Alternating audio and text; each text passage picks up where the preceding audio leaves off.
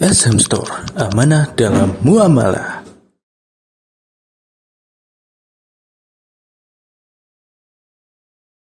Assalamualaikum warahmatullahi wabarakatuh.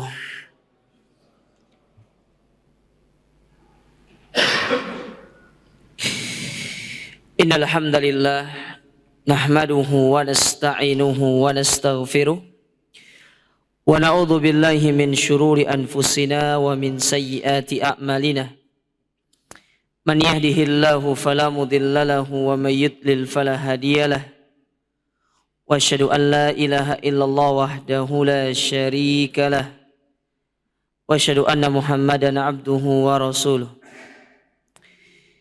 Amma ba'du fa inna asdaqal hadithi kitabullah wa khairul huda huda Muhammadin sallallahu alaihi wa ala alihi wa sallam. Wa syarrul umuri muhdatsatuha. Fa inna kulla muhdatsatin bid'ah wa kulla bid'atin dhalalah. Wa kulla dhalalatin finnar. Masyiral muslimin wal muslimat, ikhwani fillah wa akhwati, para jamaah yang semoga senantiasa dirahmati Allah. Alhamdulillah, puji dan syukur kita panjatkan kepada Allah subhanahu wa ta'ala atas segala nikmat yang Allah berikan kepada kita sampai saat ini, sehingga walhamdulillah dengan nikmat-nikmat tersebut Allah kembali mempertemukan kita di tempat yang mulia ini, di salah satu rumah di antara rumah-rumahnya, di dalam salah satu majlis di antara majlis-majlis ilmu yang ada di dunia ini. Kembali kita akan melanjutkan kajian kita dari penjelasan Arba'in An-Nawawiyah, yang mana kita masih pada hadis yang ke-15, di mana hadis yang ke-15 tersebut diriwayatkan dari Abu Hurairah radhiyallahu taala anhu dan diriwayatkan oleh Imam Al-Bukhari dan Imam Muslim. Di mana hadis ini berbicara tentang nasihat Nabi SAW terkait masalah akhlak. Terkait masalah akhlak.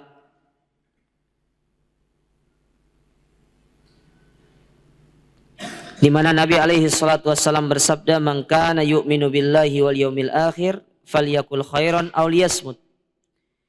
Barang siapa yang beriman kepada Allah dan hari akhir, maka hendaklah dia berkata yang baik atau sebaiknya dia diam. Wa man kana yu'minu billahi wal yaumil akhir falyukrim jarahu. Dan barang siapa yang beriman kepada Allah serta hari akhir, maka hendaklah dia memuliakan tetangganya. Wa man kana yu'minu billahi wal yaumil akhir falyukrim dhaifahu. Dan barang siapa yang beriman kepada Allah dan hari akhir, maka hendaklah dia memuliakan tamunya. Jadi ada 3 perangai yang disebutkan oleh Nabi SAW dalam hadis ini, dan kita sudah mengambil 1 di antaranya, yaitu berkata dengan perkataan yang baik. Tapi sekarang kita lanjutkan. Dikatakan di sini, berkata Syekh Muhammad bin Shalih Al-Utsaimin, "Wa man kana yu'minu billahi wal yaumil akhir falyukrim jarahu." Barang siapa yang beriman kepada Allah dan hari akhir, maka hendaklah dia memuliakan tetangganya.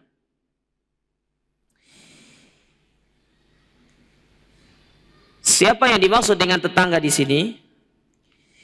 Dikatakan oleh Syekh Shalih Fauzan, saya nukil dari kitab Syekh Shalih Fauzan ya, yang berjudul Al-Minhatur Rabbaniyah fi Syarhi Ar-Arba'in An-Nawawiyah. Beliau mengatakan, wal jar, yang dimaksud dengan tetangga, huwa man yujawiruka fil maskan wal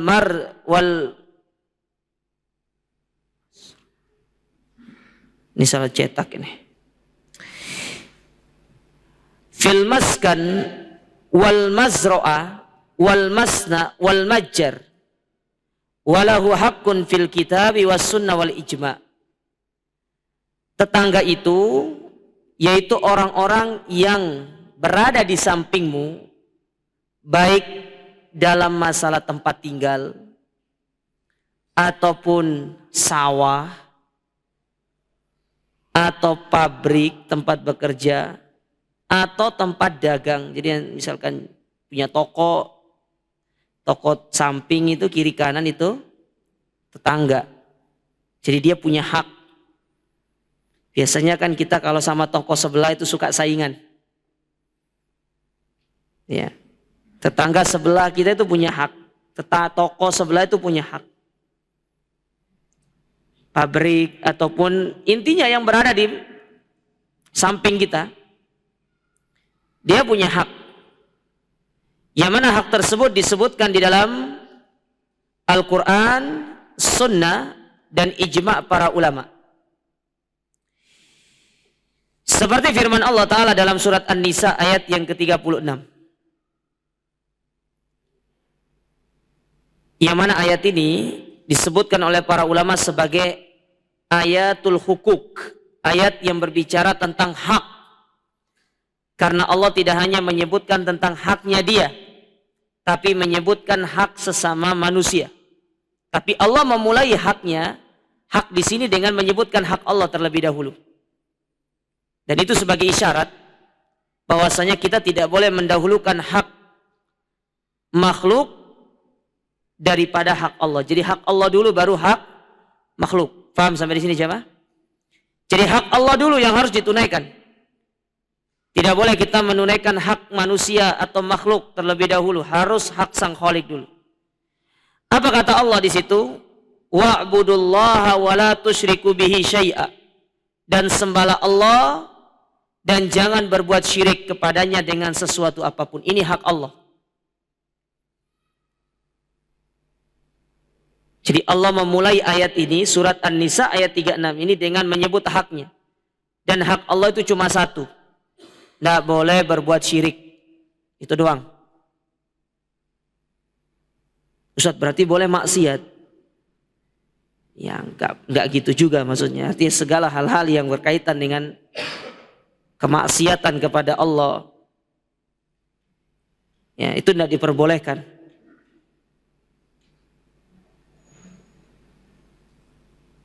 Namun umumnya kemaksiatan yang dilakukan oleh seorang hamba kepada Allah itu terjatuh dalam perbuatan syirik. Itu umumnya. Makanya ketika Nabi SAW bertanya kepada Mu'ad, apa kata Nabi? Ya Mu'ad, atadru ma haqqullah alal ibad wa ma haqqul ibad alallah. Apakah engkau tahu apa hak Allah atas hambanya dan apa hak hamba atas Allah? Maka Mu'ad mengatakan Allah wa rasuluhu a'lam. Yang paling tahu itu Allah dan Rasulnya. Maka Nabi menjelaskan haqqullah alal ibad an ta'budu wa la yusyriku bihi syai'a wa la tusyriku bihi syai'a, atau an ya'budu wa la yusyriku bihi syai'a. Hak Allah atas hambanya itu seorang hamba bertauhid kepada Allah, meninggalkan perbuatan syirik. Sedangkan hak hamba kepada Allah, bahwasanya Allah tidak boleh mengadab orang-orang yang tidak berbuat syirik kepadanya. Tapi dalam kategori adab di sini maksudnya tidak boleh menjadikan orang-orang yang meninggal tidak dalam kondisi dia tidak berbuat syirik itu kekal di dalam api neraka. Itu tidak boleh. Tapi kalau dosa besar, dosa kecil yang memang mungkin ternyata dosanya terlalu banyak dan memang harus dibersihkan dengan dimasukkan neraka dulu, maka tidak ada kekekalan bagi dia. Dan ini yang harus antum pegang.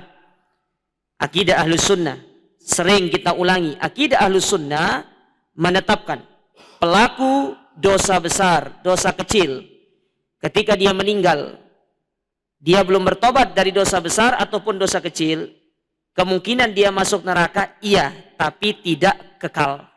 Bisa dipahami jemaah? Ya, harus paham ini. Harus ngerti. Ini termasuk pokok dari pokok-pokok akidah yang membedakan kita dengan kelompok-kelompok yang menyimpang seperti Khawarij, Mu'tazilah, dan yang semisal dengan mereka yang memiliki pemikiran dengan seperti kelompok yang menyimpang tersebut. Dan itu bisa antum dapati di dalam kitabnya Imam Ahmad bin Hanbal, Ushulus Sunnah, beliau membawakan salah satu di antara pokok-pokok sunnah, yaitu prinsip di dalam kita berakidah, menetapkan pelaku dosa besar itu tidak kekal di dalam api neraka. Oleh karenanya kata para ulama, ketika salah seorang di antara manusia itu mengingkari atau dia itu menyelisihi pokok-pokok sunnah yang telah ditetapkan oleh para ulama, di antaranya apa yang ditulis oleh Imam Ahmad, maka bisa dikatakan dia itu telah keluar dari ahlus sunnah. Keluar dari ahlus sunnah. Bisa dikatakan dia itu dikeluarkan dari ahlus sunnah. Tapi bukan dipastikan masuk neraka, tidak. Cuma dikeluarkan dari ahlus sunnah. Makanya Khawarij itu bukan ahlus sunnah. Dia dikeluarkan dari ahlus sunnah karena dia menyelisihi pokok daripada pokok-pokok akidah. Mu'tazilah, Jabariyah, Qadariyah, ya, banyak yang yah belakangnya itu banyak. Ya.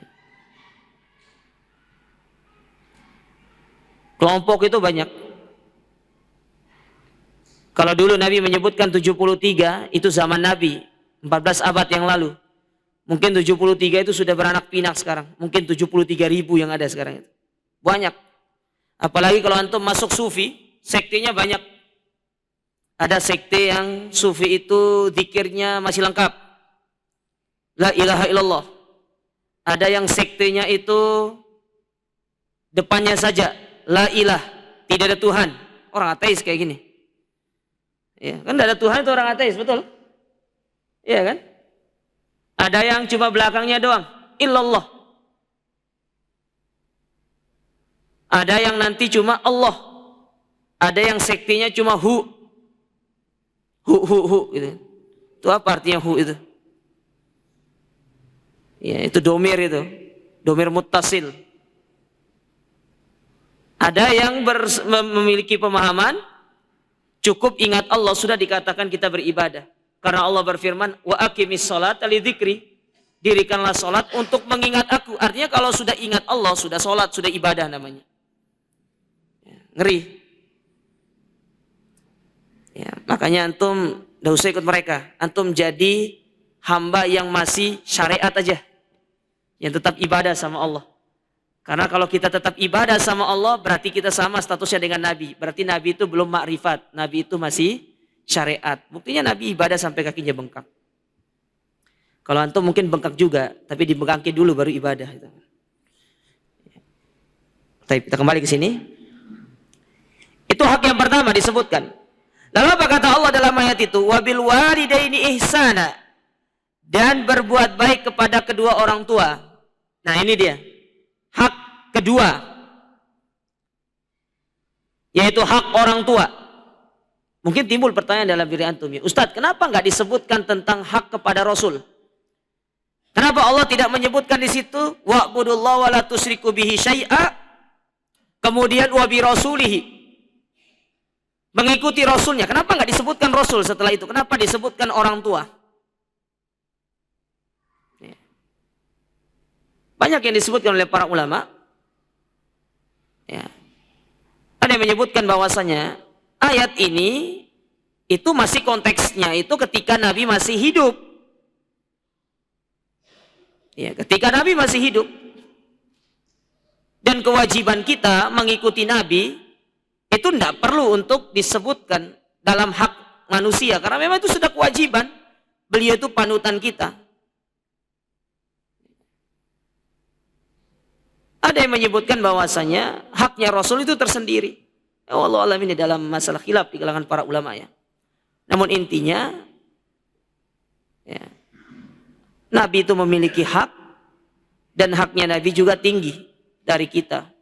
Maksudnya kita itu wajib untuk memenuhi apa yang menjadi hak-haknya Nabi Shallallahu Alaihi Wasallam. Antum kalau ingin tahu tentang haknya Nabi, diantaranya itu ditulis kalau nggak salah oleh Dr. Fadl Ilahi, itu sebuah buku yang berjudul Bagaimana Mencintai Nabi. Itu masuk ke dalam kategori haknya Nabi.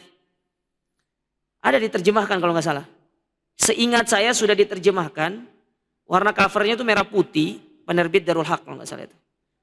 Coba nanti antum cari ya.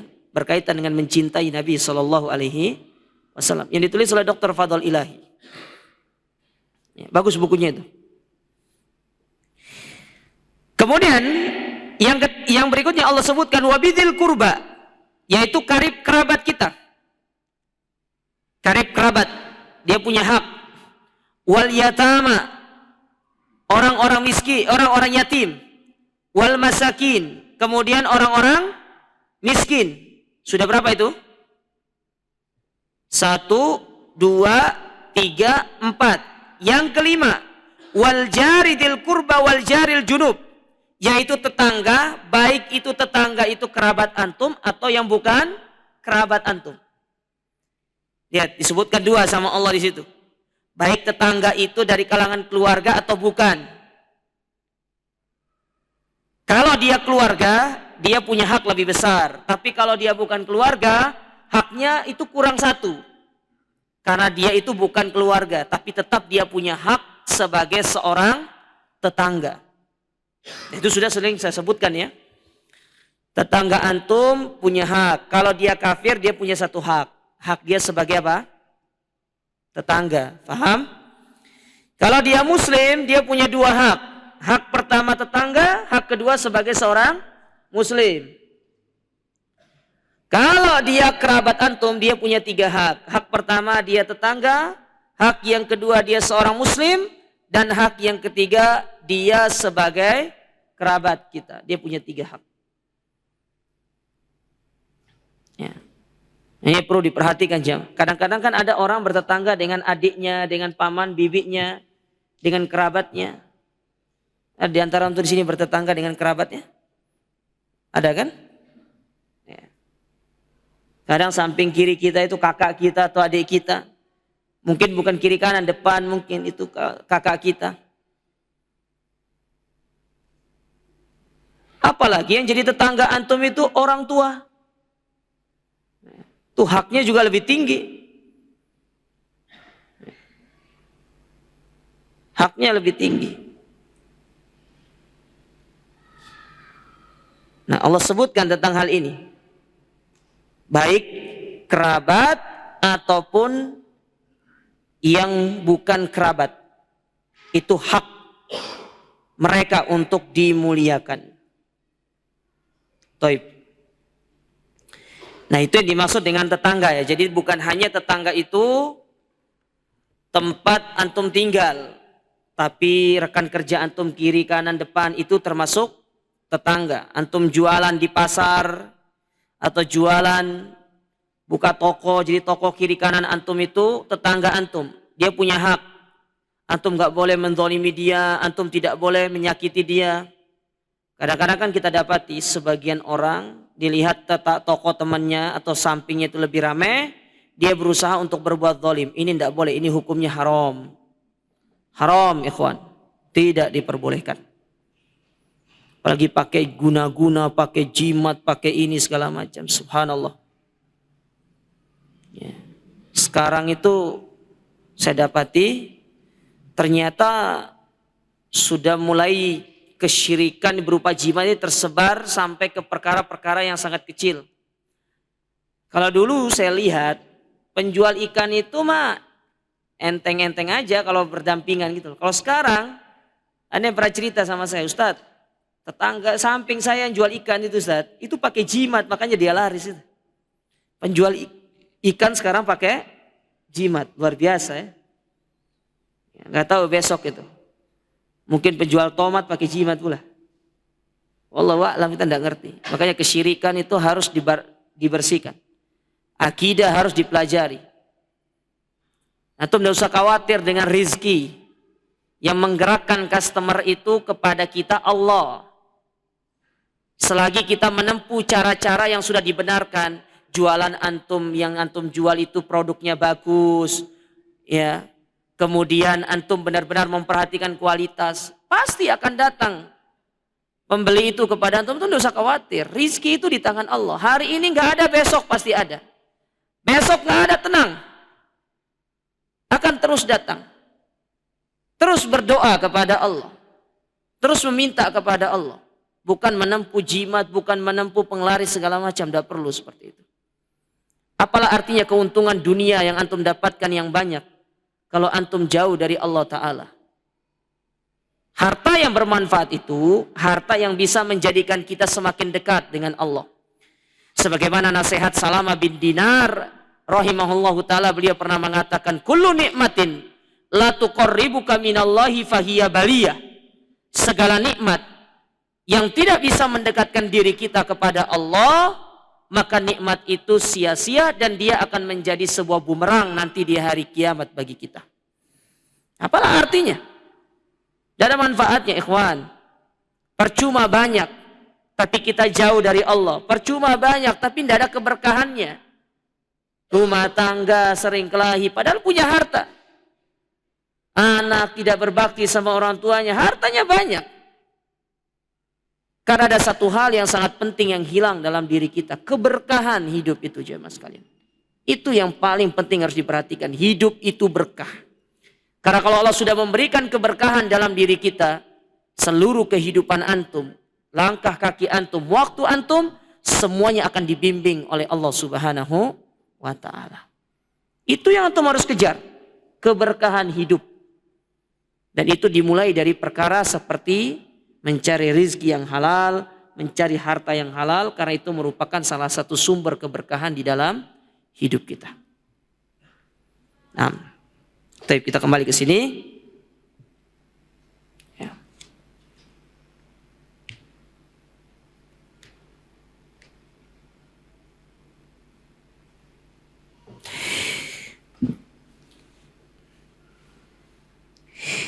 Kemudian dikatakan oleh Syekh Muhammad bin Shalih Al-Utsaimin, wa atlaqan Nabi sallallahu alaihi wasallam al-ikram wa lam yakul mathalan bi ita'id darahim aw as-sadaqah aw al-libas aw ma asbaha hadza. Ketika Nabi menyebutkan tentang memuliakan tetangga, itu Nabi hanya menyebutkan secara umum, tidak menyebutkan secara spesifik. Maksudnya Nabi tidak mencontohkan kalau memuliakan tetangga itu kasih uang gitu kan, kasih makanan atau kasih pakaian, tidak. Kenapa demikian? Wa kullu syai'in ya'ti mutlaqan fi syariah fa innahu yarji fihi ilal urfi. Karena sesuatu yang sifatnya mutlak itu, maka dia dikembalikan kepada kebiasaan satu masyarakat. Jadi memuliakan tetangga itu antara satu suku dengan suku yang lain itu bisa berbeda. Paham sampai di sini jemaah? Nanti akan masuk ke dalam bab masalah memuliakan tamu juga. Tapi nggak apa-apa, saya singgung dikit. Jadi memuliakan tamu itu kembali kepada kebiasaan suatu masyarakat. Seperti orang Arab misalkan, dia punya kebiasaan memuliakan tamu itu adalah menjamu 3 hari tidak ditanya. Jadi datang bertamu nginap 3 hari, setelah 3 hari baru ditanya, karep ngopo? Jadi bukan assalamualaikum, karep ngopo? Bukan gitu, suruh masuk. Ditanya mau nginap atau enggak, kalau nginap baru. Dibiarkan 3 hari dijamu, malah ditanya apa keinginannya. Kalau kita kan mungkin beda ya.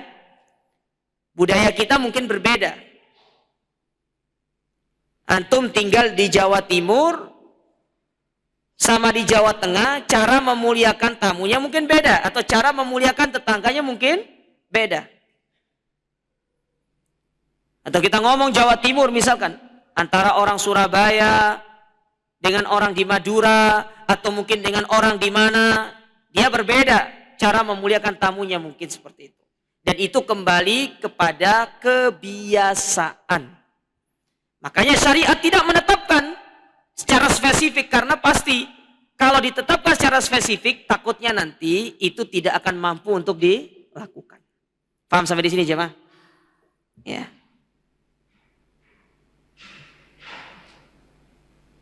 Kayak seperti antum tinggal di kampung sama tinggal di perumahan, antum punya tetangga. Dan itu nanti kembali kepada kondisi tempat antum tinggal, gimana cara memuliakannya. Itu tidak disebutkan secara spesifik. Ya. Namun yang disebutkan oleh para ulama, tetap kita itu berusaha untuk menjaga hak-hak dari tetangga kita. Antum sudah belajar tentang adabul jiron dalam kitab ensiklopedia adab Islami? Adab bertetangga? Sama Ustadz Fadlan itu? Itu loh yang setiap ahad ketiga, ya betul ya? Ya, itu ada adabul jiron namanya. Ya, adabul jiron. Antum sudah sampai adab apa sekarang? Hah? Ada apa? Siwak. Harusnya sudah lewat. Karena dia kan sin. Kalau jiron itu hurufnya jim. Beda hal kalau mungkin ustadz melompat-lompat ya. Urut. Kalau sudah urut berarti harusnya sudah. Karena itu di huruf jim. Karena kitab itu disusun berdasarkan ala wajhit tertib. Berdasarkan huruf ijaiyah. Alif, ba. Ya, kalau alif itu dimulai dari adab apa? Nanti adabul aql, ya, kemudian adabul ukhuwah al-islamiyah.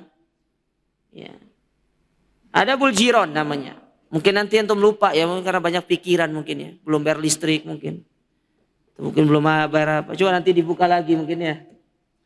Ya, buka lagi. Di situ ada disebutkan oleh penulis buku itu Syekh Abdul Aziz Ibn Fatih Sayyid Nada. Di dalam itu bagaimana bentuk kita itu bertetangga. Salah satunya kalau tetangga itu misalkan nih minta tolong taruh kayu di atas tembok kita, biarkan, tidak masalah selama tidak merusak tembok kita. Kadang-kadang kan dia tuh minta tolong gitu kan, taruh gitu kan ya. Kecuali kalau dia datang ke rumah antum ngasihin tembok antum, itu beda hal kalau itu. Ya, itu tidak boleh. Tapi kalau sekedar naruh, misalkan naruh kayu misalkan ya. Dia taruh kayu di tembok kita nih, taruh kayu gini. Ya, kemudian kayunya itu agak masuk ke tempat kita, enggak masalah. Ya, antum berikan kemudahan itu. Siapa tahu dengan antum hanya sekedar memberikan tetangga antum sedikit dari kayu itu sebab antum dilapangkan di surga nanti. Bayangkan jangan. Itu Islam tuh kayak gitu. Sekedar demikian, itu bisa menjadikan kita dilapangkan nanti di surga. Dilapangkan nanti di hari kiamat. Subhanallah. Islam itu sangat indah. Makanya kalau kita baca kitab-kitab para ulama ya, diantaranya apa ditulis oleh Imam Ibnu Rajab misalkan. Bukan Ibnu Rajab, ya Ibnu Rajab atau Ibnu Hajar. Ada kitab yang berjudul Ma'rifatul Hisal Fideli Tahta Dzilal, yaitu mengetahui perangai-perangai yang bisa menjadikan kita mendapatkan naungan di hari kiamat. Salah satunya yang dibawakan hadisnya di situ apa? Man anzara mu'siran awwadu alahu, barang siapa yang memberikan tenggangan waktu kepada orang berutang. Ada si A utang sama si B, jatuh tempo, si A datang ke si B, mohon maaf saya belum bayar utang. Kata si B, ya udah saya kasih kamu tenggang waktu sekitar 1 bulan untuk melunasi. Apa kata Nabi SAW? Maka orang yang memberikan tenggangan waktu ini akan mendapatkan naungan di hari kiamat. Sekedar beri tenggangan waktu. Apa mana antum bilang, ya sudah ikhlas, sudah antum lunas sudah. Tapi kalau 100 juta jangan. Asal antum ambil. Buat usaha itu bisa aja Pak. Ya. Tapi kalau 100 ribu gitu kan. Namun para ulama memberikan sebuah notis di situ, memberikan sebuah catatan. Jangan langsung antum bilang sudah gratis buat antum, jangan. Tapi biarkan dia berusaha untuk mengganti uang tersebut. Supaya ada bentuk tanggung jawab dia. Setelah dia berusaha untuk mengganti dan dia mampu, antum katakan silakan kamu ambil uangnya, tidak masalah. Ya, kamu gunakan, itu luar biasa, pahalanya luar biasa. Nah, ini disebutkan dalam masalah seperti itu. Bayangkan dalam bertetangga sekedar narok kayu di atas itu, subhanallah jemaah sekalian.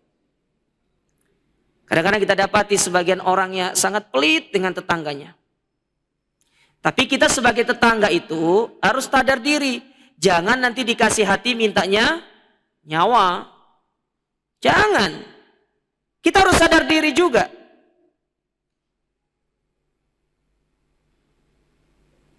Karena beda, orang yang kita minta kebaikannya itu tidak sama dengan Allah. Kalau antum minta kepada Allah Ta'ala kebaikan, minta berdoa sama Allah, Allah Subhanahu wa Ta'ala justru semakin senang. Bahkan Allah itu marah kalau kita tidak minta kepadanya. Beda sama manusia. Semakin diminta, dia akan semakin kesal sama kita. Semakin tidak senang dengan kita. Makanya kita harus sadar diri juga, tahu diri, minta tolong sama orang itu atau minta kebaikan orang itu jangan terlalu berlebihan. Ya. Selagi kita mampu melakukan sendiri, itu lebih bagus. Kalau memang kita butuh kepada bantuannya, maka mintalah sekali-kali, sisanya kita minta pertolongan kepada Allah Subhanahu wa Ta'ala. Ya. Nah, ini jadi kembali kepada kebiasaan. Makanya Islam itu tidak memberikan istilahnya apa? Batasan yang pasti. Berbuat baik kepada tetangga itu seperti apa? Enggak disebutkan. Cuma Nabi SAW pernah mengisyaratkan begini. Kalau jenengan masak, baunya itu sampai tetangga, ya udah dikasih. Misalkan masak rawon nih, ya udah kasih. Karena kata Nabi SAW, kalau kalian masak sesuatu yang ada kuahnya, perbanyak kuahnya, kasihkan ke tetangga. Cuma bukan berarti antum masak rawon terus kuahnya doang dikasih, taruh dagingnya, kasihan itu kan. Antum jangan kayak orang liberal memahami teks-teksnya Nabi SAW. Kan Nabi bilang itu kuahnya, berarti kuahnya aja dikasih. Iya, maksudnya kuasa isi-isinya. Masa jenengan masak bakso cuma kuah doang dikasih itu kan. Kasihlah baksonya 1, 2 gitu kan. Ya. Terlalu polos kalau kayak gitu tuh. Kasihlah 1, 2 gitu kan. Ya. Dan itu diantara wasiat Nabi sebelum meninggal dunia. Mewasiati supaya kita berbuat baik kepada siapa? Tetangga. Ya. Berbuat baik kepada tetangga. Subhanallah jawab. Indah Islam itu. Ya. Taib. Disebutkan di sini. Fi ahdin Nabi SAW. Arba'una daron masahatuhum qalila. Kemudian Syekh Muhammad bin Shalih Al-Utsaimin menyebutkan kadar tetangga itu sampai berapa sih rumah? Kalau di zaman Nabi itu jumlahnya 40 rumah. Ke kiri, ke kanan, ke depan, belakang, 40 rumah. Tapi lihat, perhatikan kata beliau ya. Lakin fi ahdina arba'una daron qarya. Kalau dibandingkan di zaman Nabi, 40 rumah itu ya beda. 40 rumah zaman Nabi itu kecil-kecil rumahnya. Tapi kalau 40 rumah di zaman kita itu sudah satu kecamatan. Apalagi rumahnya satu gede gitu kan. Berarti satu kecamatan itu tetangga antum. Bedakan di zaman Nabi. Zaman Nabi rumahnya kecil. Ya kecil rumahnya di zaman Nabi itu. Lihat aja Nabi SAW. Rumahnya sempit. Sholat saja harus ditekuk kaki Aisyah saking sempitnya. Atau banding ya gimana lah rumah di zaman Nabi SAW kecil. Mungkin kalau hitungan meternya itu ya apa namanya 4 kali 3 meter. Segitu rumahnya di zaman Nabi SAW itu. Nggak besar-besar, nggak kayak kita 10 kali 15. Ya. Apalagi yang punya rumah 2 kali 1, tanahnya 2 hektar, rumahnya 1 hektar. Beda, rumah-rumah besar. Ya.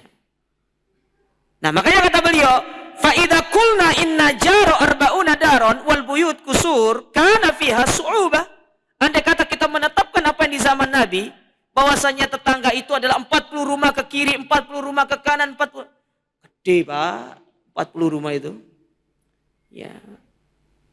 Ini saja satu baris ini tuh 40 rumah ada. Ada, enggak sampai. Sampai Jemur Sari sana bisa. Bayangkan sampai Jemur Sari tetangga tuh Mbak. Subhanallah 40 rumah. Ya. Tapi sekarang itu dipersingkat oleh para ulama itu. Ya. Dipersingkat. Ada yang menyebutkan kalau di zaman sekarang karena rumahnya besar-besar maka hitungannya bisa sampai 5. Ada yang mengatakan 7. Ada yang mengatakan 3. Ya. Namun secara pendapat yang paling selamatnya insya Allah. Kalau antum tinggal di satu komplek, misalnya komplek itu kan biasanya kan nanti ada ini kan batasannya toh. Ya, ada misalkan perempatan kan ada anunya tuh. Ya. Maka batasannya itu kalau antum di tengah-tengah sampai paling ujung jalan itu, ujung komplek itu sampai mana? Nah, itu nanti batasannya seperti itu. Ya. Ada pula yang berpendapat ya 5. Jadi 5 kiri, 5 kanan, 5 depan, 5 belakang. Ya, itu termasuk tetangga kita. Dan mereka punya hak untuk kita hormati, kita muliakan, kita jaga hak-haknya. Ya. Sehingga kata beliau di sini, in sahhal hadis fahuwa munazzal ala hali fi ahdin nabi. Kalaupun hadis itu sahih, karena hadis tadi menyebutkan tetangga itu 40 rumah, itu diperselisihkan oleh para ulama terkait derajat hadisnya. Andai kata dia sahih, itu kan di zaman Nabi. Wa illam yasih, kalau sekiranya tidak sahih, raja'na ilal urfi, maka kita kembali kepada uruf, kebiasaan satu masyarakat. Jadi masyarakat itu menganggap tetangga itu mana sih? Berapa rumah dari kiri, kanan, depan, belakangnya. Kalau misalkan satu kampung mengatakan, oh tetangga itu 3 rumah kiri, 3 rumah kanan, 3 rumah depan, 3 rumah belakang. Ya sudah, kita ambil urufnya. Ya, paham sampai di sini jemaah ya? Ya, itu kembali kepada uruf kalau memang hadis tadi tidak sahih. Sudah dan ya? Sudah dan? Sudah masuk? Ya udah, adzan terlebih dahulu. Kalau memang sudah masuk waktu.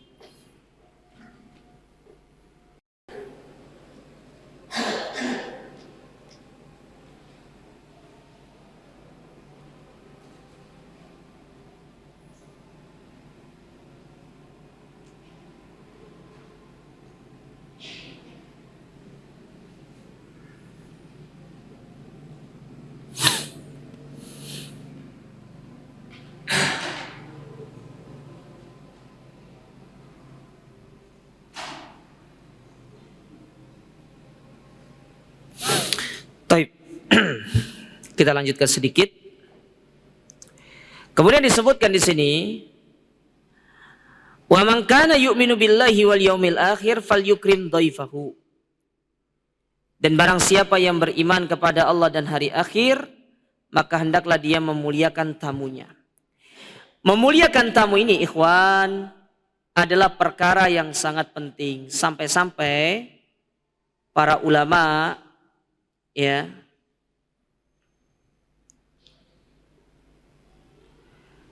mereka menyebutkan hukum asal istijal, tergesa-gesa, itu nggak boleh sebenarnya dalam Islam, tidak dianjurkan kecuali pada 5 hal, 5 perkara. Dan itu dibawakan oleh Abu Nuaim dalam kitab Hilyatul Aulia.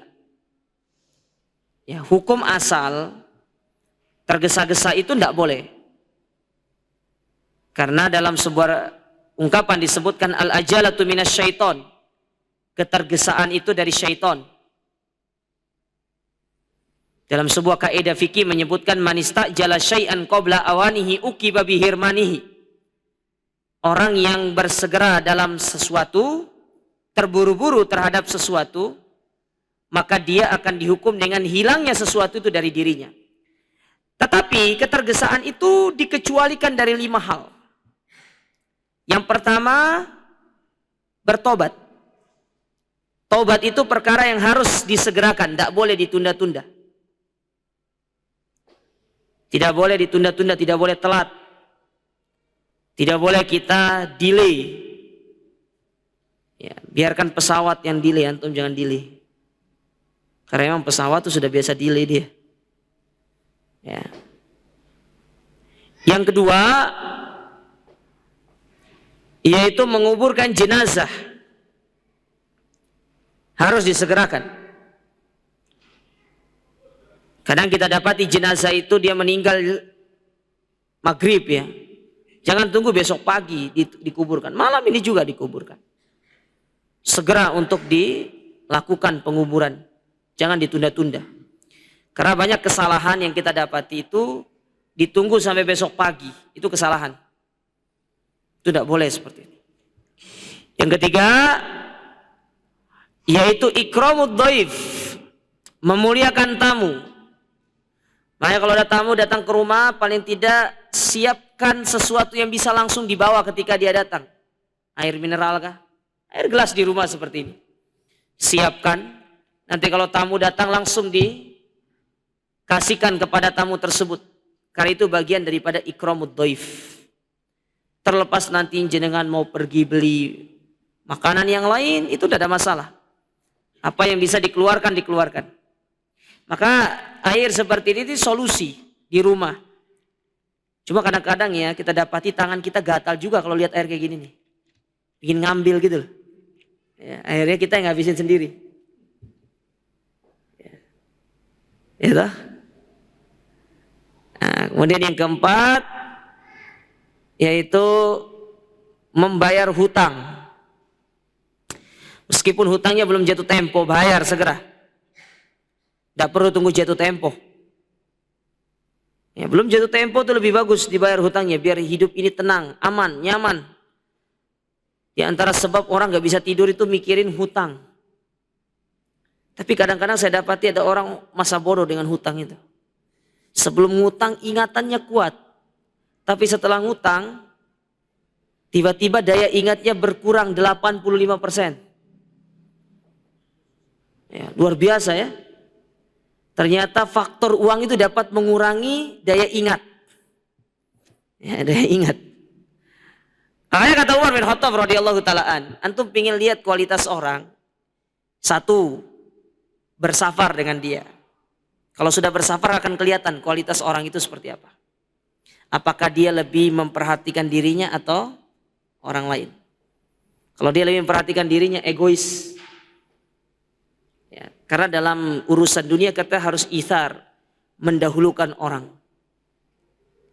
Tapi dalam urusan ibadah, antum harus mendahulukan diri antum, tidak boleh mendahulukan orang lain.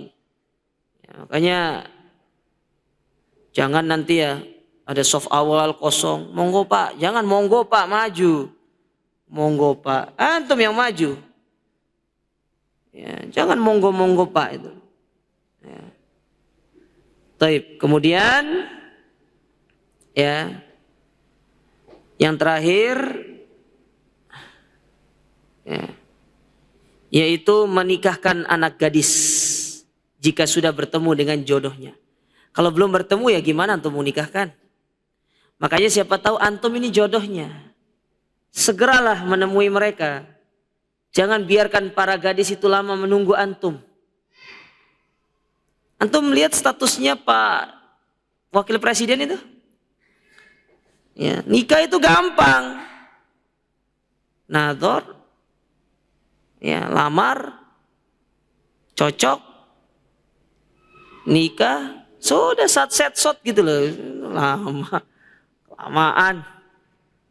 Ya, ketinggian apa namanya? Apa istilahnya? Spek. Kok spek sih? Spek itu barang. Ya. Spek itu barang ya. Apa istilahnya? Kriteria. Aduh. Ustaz, saya pengen cari pasangan yang satu cantik, Ustaz. Dua, kalau bisa anak orang kaya. Yang ketiga, nasabnya bagus. Yang keempat, Masya Allah, faham ilmu agama, Ustaz. Kalau bisa hafidhoh. Antum berapa juz? Juz 30 tapi belum tamat, Ustaz. Ya. Antum cari hafidhoh tapi antum sendiri belum. Ikhwan, anak ini mau sarankan sama antum. Nih laki-laki ya. Antum kalau cari istri, antum jangan cari yang hafidhoh kalau antum dah hafidh. Antum jangan cari yang hafalannya lebih tinggi dari antum, jangan. Karena malu ditegur sama istri itu. Harusnya suami ngajarin istri. Bukan istri ngajarin suami. Ya. Antum boleh punya cita-cita ingin punya seorang istri yang hafidh. Tapi antum harus sadar, antum harus hafidh dulu. Nanti masa baca Al-Fatihah saja belepotan nanti istrinya.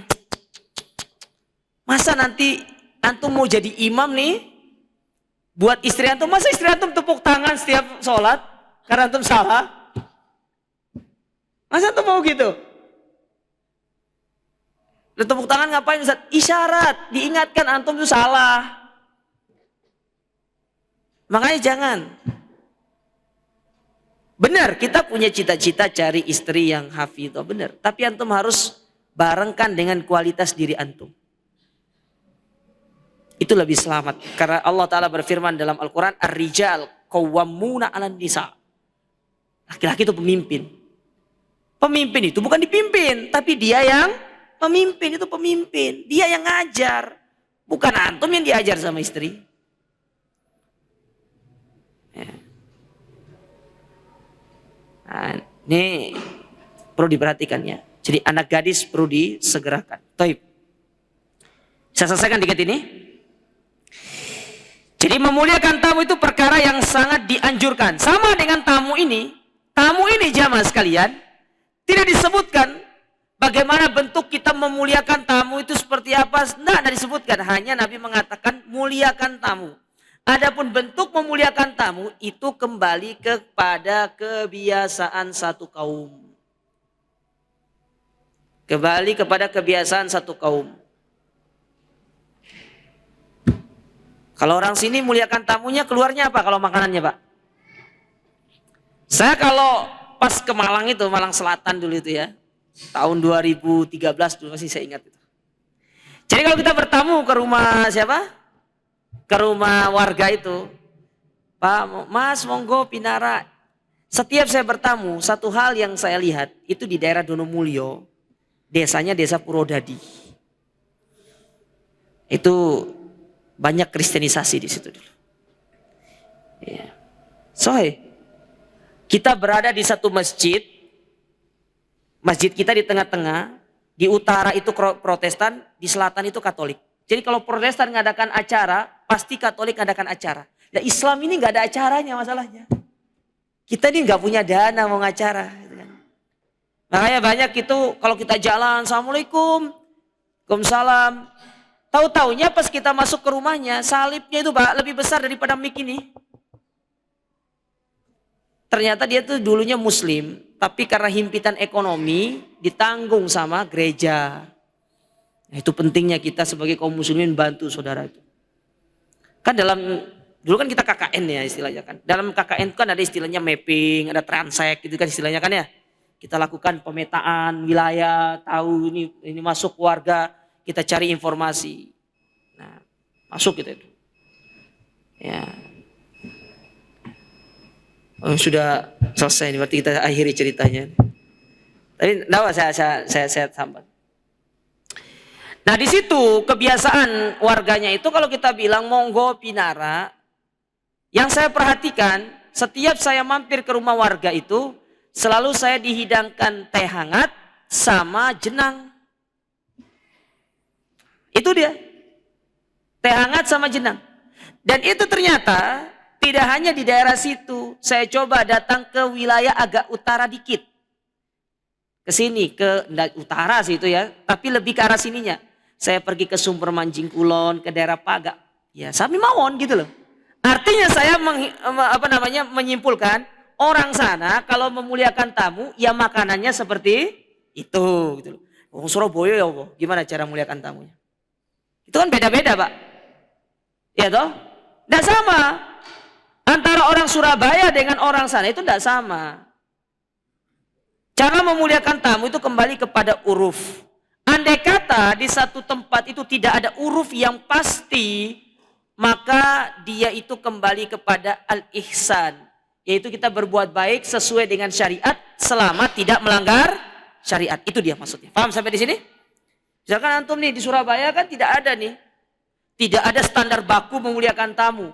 Jadi kalau tamu datang, ada kadang-kadang kita pergi ngajak makan di luar, betul? Ada kadang-kadang kita jamu di rumah. Ada yang kadang-kadang kita ya udah kalau misalkan masalah nginap, kadang-kadang kita nginapkan di hotel. Ada yang memang khusus di rumahnya disiapkan satu kamar untuk tamu. Beda-beda karena tidak ada standar baku. Tapi apa yang saya dapatkan di sana kurang lebih seperti itu. Maka saya berkesimpulan orang sana cara memuliakan tamunya ya seperti itu. Ya, seperti itu. Nah, itu namanya kebiasaan. Ya, kebiasaan. Seperti di satu daerah mana itu ya, memuliakan tamu dengan menghidangkan tuak. Ya, tuak. Kalau antum pergi ke daerah saya, cara memuliakan tamunya gimana? Pecing, Pak. Antum pernah makan pecing? Makanya bertamu ke tempat saya. Ya. Itu caranya Pak. Ya. Tapi mungkin ini ya bisa kami sampaikan. Nah, itu yang berkaitan dengan memuliakan tamu dan memuliakan tetangga. Artinya itu kembali kepada uruf kebiasaan satu masyarakat. Dan itu tidak ada standar bakunya, itu kembali kepada masyarakat tempat tinggal. Makanya kalau suatu saat antum pergi ke satu tempat, kemudian antum dimuliakan dengan kebiasaan mereka, maka itu adalah kebiasaan mereka dan itu tidak menyelisihi syariat selama apa yang dilakukan itu benar-benar tidak ada sesuatu yang diharamkan di dalamnya. Taib, aku lu qouli hadza. Subhanakallahumma rabbana bihamdika asyhadu an la ilaha illa anta astaghfiruka wa atubu ilaik. Wassalamualaikum warahmatullahi wabarakatuh.